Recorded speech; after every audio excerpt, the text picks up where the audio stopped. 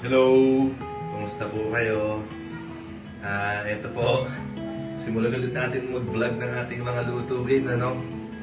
Ngayon po, magluluto ako ng sinigang na manok. Yan. So, ito na po yung mga recados natin. Ito po yung, syempre, yung ating manok. Yan. Tapos, nagkayat na po ako ng bawang, sibuyas, sa luya. Yan po yun. Ito po yung ating kamatis. Kinayat ko na rin. So ito po yung gulay natin. Konti lang. Simple lang yung gulay. Talong. Yan po. Itong siling green, haba.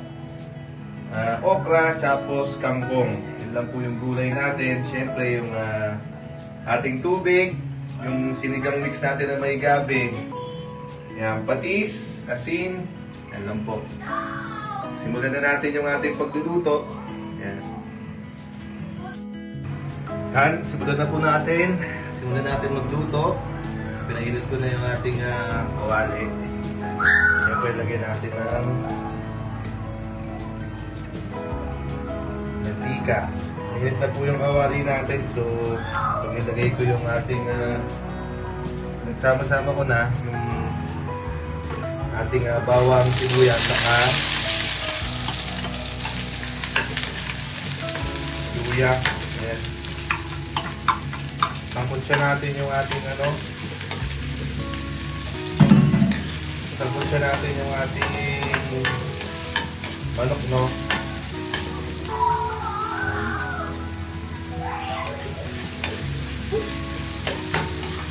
Tuwing lang po natin ito hanggang sa bumango na siya. Pasensya na kung medyo wala pa tayong mic. Pag nakakuha na tayo ng mic, maganda na yung audio. Pero tsagaan na muna natin yan. Lalagay ko na po itong matis. Lalagay ko na po yung kamatis natin. Tayo lang po natin siyang maluto yung kamatis. Saka ako po ilalagay yung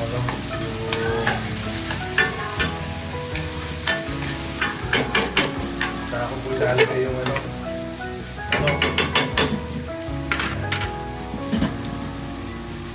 Masa natin para malinis.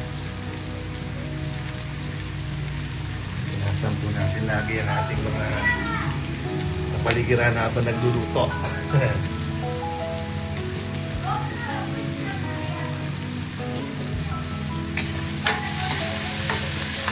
Bulan lagi itong kamatis yan. Medyo nalalanta na siya. Pag medyo nakikita nyo yung kulay orange na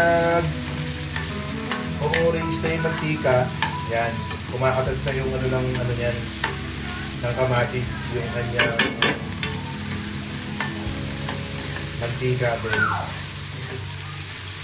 Pag ganyan, yung iba, gusto medyo lutong-luto yung kamatis. Ako, okay na sa akin to. Lalagay ko na yung ating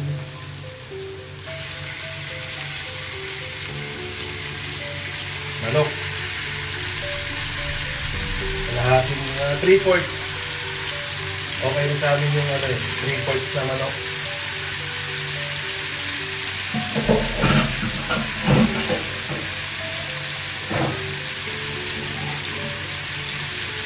Yan. Tamponsya lang po natin yan.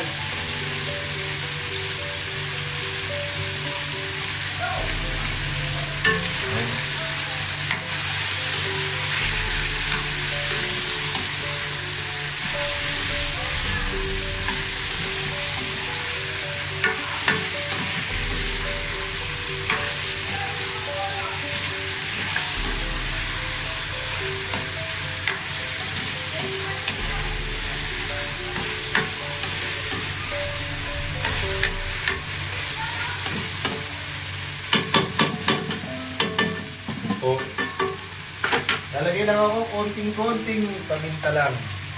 Konti lang. Yan, konting paminta lang. Tapos, asin. Konti lang.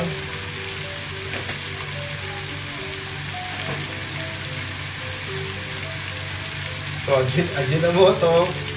Sakto lang, mga half tablespoon. Yan. Tapos, lagyan na natin siya ng patis. So, lalagay ko siya dito. Yan. Tapos lang natin sa patis. Ayan.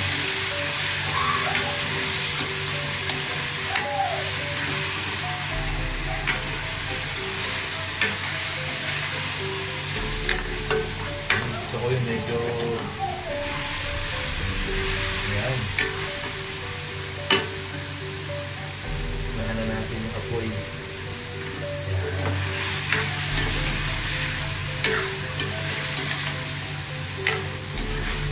Ayan, takot ako na sa patis. Ayan, masarap dyan. May mga brown-brown na ganyan. Ayan, masarap dyan. Gusto ko eh. Ayan, sa gilid. Ayan. Ayan, magkasakot siya na siya sa patis. Medyo tuyuin lang ng konti. Nalagay ko na yung ating yan na tayo ng tubig. Yan po. Sakto lang. Kasi magtutubig pa yan pag pinakuluan. Yan, okay na po yung kanyang kadami. Pakuluan na po natin yan. Lalagay ko po yung ito po, lalagay ko itong sinigang mix na may gabi pag ano, medyo malambot na siya. Siguro, kasi itong manok mga 30-40 minutes, malambot na to eh, sa ano, medium low heat. Lalagay ko siya siguro mga after 20 minutes. Yan, okay, pakuluan na lang natin yan. Dali lang naman. Yan po. Hintayin natin siyang kumulo. 20 minutes. Pag kumulo na siya, lalagay ko na yung sinigang mix natin. So, syempre, sa huli yung ating mga regados na. Yan, yung regados na ating mga gulay. Yan, inaano ko lang siya, diniglaze ko lang yung ilalim niyan para yung kaninang pinirito natin sumama yung ano doon, yung lasa. Yan. O yan, tayo na natin kumulo. Balik tayo pagka kumukulo na siya. 20 minutes. Okay. So, after 20 minutes nga po, no, ito, tingnan natin. Kumukulo na siya. Yan. Kung nakita nyo pong medyo nagmamantika ng kulay orange yan, yan, masarap po yan kasi yan yung katas na ng ano eh, mga ating kamatis. Kaya po mas maganda pag magsisinigang, medyo maraming kamatis. Ako po ganun ha. Gusto ko po kasi yung lasa niya. At ngayon po, dalawa po yung, kasi wala yung malaki, so ito po yung nabili ko, dalawa. Wala yung, dapat po isang malaki lang, eh wala po doon sa tindahan, so bumili ako ng dalawa. Mas gusto ko po kasi yung medyo maasim-asim ang aking sinigang. Yun po yung gusto ko, tsaka yung mga anak ko din yun. Yan, after 20 minutes, nalagay ko na po to. Yan, nalagay ko na po yan. Tali dalawa yung nilagay ko. Yan. Ngayon, para hindi po kasi pag lumano po yan, kapag hinalo nyo, baka madurog yung ano, yung karne. So yan lang po, medyo lalakasan ko ng konti yung apoy at hindi ko na po siya tatakpan. Hindi ko na po siya tatakpan. Pag tinakpan ko po kasi yan, yung iba, yung tendency po kasi niyan, itong ating gabi na sinigang mix, nagbabubbles po yan, umaangat. Mga ano ko po yan eh, experiences ko sa sa Nor Sinigang sa Gabi. So hindi ko po siya tinatakpan, hinahayaan ko na lang siya na kumulo. Mga ano po yan, 10 minutes, pakukuluan ko lang yan. Yan, tayo na po natin yan. Mga 10 minutes to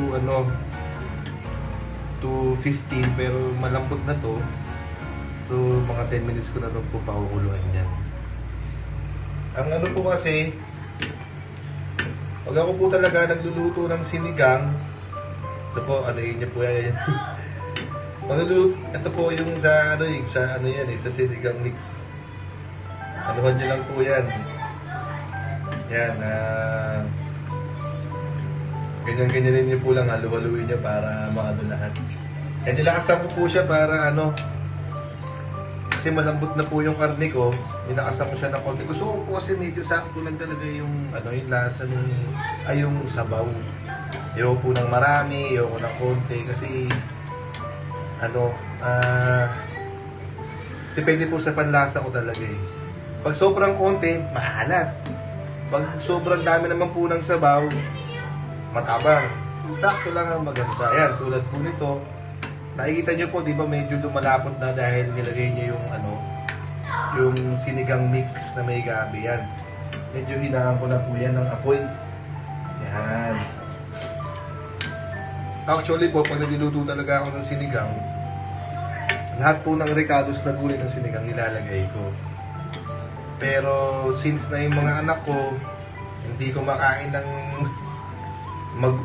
masyadong magulay, ang gusto lang nila is yung okra, yung talong, tsaka yung kangkong.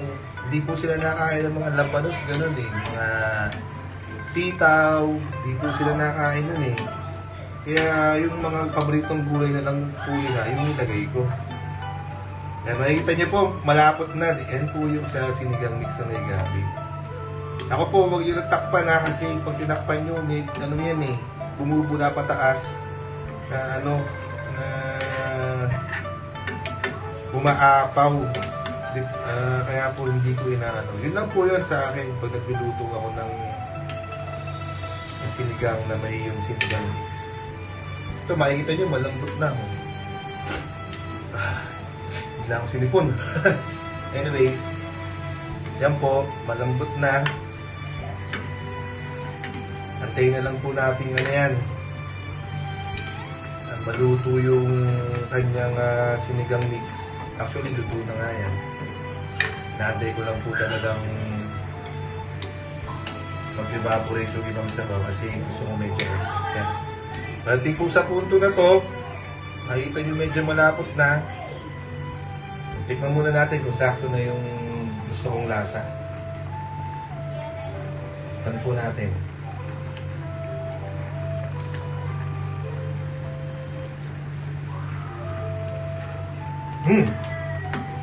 Ayan. Ayan ang gusto kong lasa. Maalat-alat talaga. Ay, maalat-alat. Maasim-asim. Ayan po yung mga gusto kong lasa na narasahan nyo rin yung lasa ng manok. Hinaan ko na po ulit yan, yung apoy. Lalagay ko na yung ating, unahin ko yung ating talong. Yung talong, inano ko po yan eh. Kasi yung talong binili ko may pa oh. Yung mga, alam nyo na po yun, yung may mga insekto sa loob na hindi naman kaaya-aya, pero po yun, kasama sa kasama sa pagluluto yan sa gulay na binibili natin sa palengke. Yan, lagay ko na po yan. Tinanggal ko na po yung dyan, yung hindi kaaya-ayang insekto na alam nyo naman pag namamalengke kayo, yung ating talong, talagang yan, merong kasama minsan na yung alam nyo na, insekto sa loob. Pero tanggalin nyo lang po yun, ayos na. Hindi naman po lahat ng talong may ganun. Pero karamihan ng talong sa palengke may ganyan. Mamimili lang po kayo. Napili ko kanina dahil sa pagmamadali, hindi ko napansin, mayroon palang butas. Yun. Tinanggal ko na lang po. Ganun talaga. Sama po yan sa pagluluto. Tapos, lalagay ko na ang ating paborito kong gulay. Okra. Yan. Sarap po yan. Tayin lang po natin ng 5 minutes. Tapos, ilalagay na natin itong kangkong tsaka yung green, ang ating green sili. Yan nyo lang po yan. Actually, kahit di na 5 minutes 3 minutes lang para hindi naman masyadong malanta yung gulay. Okay na po yan. Huwag yung takpan. Hintay lang tayo ng 3 minutes. Yan. Yan po ang ating ngayon, lutong bahay na ulam namin. Ginising nyo na lagi yung paligid sa kusina. Yan. Yan po ang simpleng way ko ng pagluluto ng sinigang na manok. Yan po masarap dyan, oh. Yan, oh, yung alam yung malagkit. Parang may cornstarch. Pero masarap po yan. Yan po yung gusto ko sa sinigang. Tayin lang po natin. Pag nakikita nyo yung green na yung yung inyong okra, yung inyong mga gulay, magandang senyalis po yan na luto na yan, na malutong. Kasi yung iba gusto malutong, yung iba gusto lutong-luto yung gulay. Siyempre, kami po, mas gusto namin yung ganito lang, yung half cook. Sarap po yan pag half cook. Yan. After mga 3 minutes, naka 3 minutes na ba or hindi pa? Anyways, nalagay ko na po yung yung ating kangkong saka yung ating green na sili. And saka ngayon ko siya po tatakpan para po itong ating kangkong maluto. Saka yung green na sili. Tsaka ako po ngayon siya tatakpan para po yung steam ng yung ating pong steam ng niluluto, yung sabaw, maluto ang ating kangkong. Ayan. After 3 minutes ulit, ayos na po yan. Panalo na po yung ating sinigang na manok.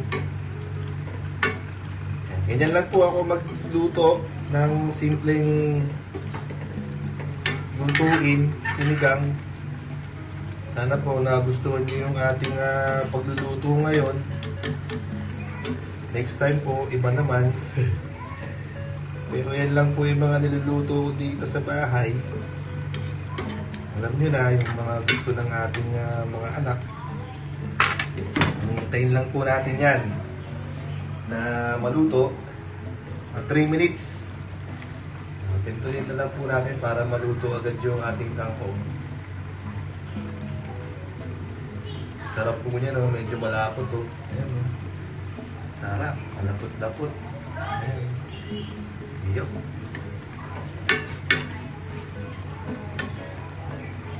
Ayan. Takpan lang po natin. Hintayin na natin maluto. Wala ako sinipon, no? Ayan. Ganun po siguro talaga pag nagluluto kayo ng sabaw, pag umigop kayo ng sabaw, di ba sinisipon?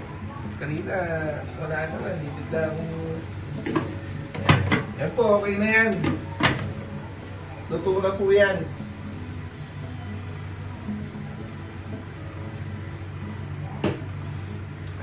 Luto na po yung ating pangpong tsaka yan. Iyan na po natin. Yun, sarap po niya, no? Yan po ang ating sinigang na manok. Yan po. Sana po nagustuhan niyo yung lutuin natin ngayon. Next time po, luto ulit tayo.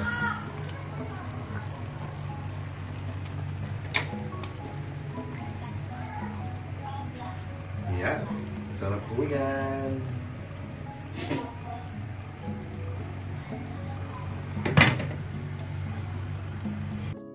Yan na po ang ating luto. Sige na anak, kain ka na. Yan na. Kumusta? Masarap, Gog. I love you. Sige na, kumain ka.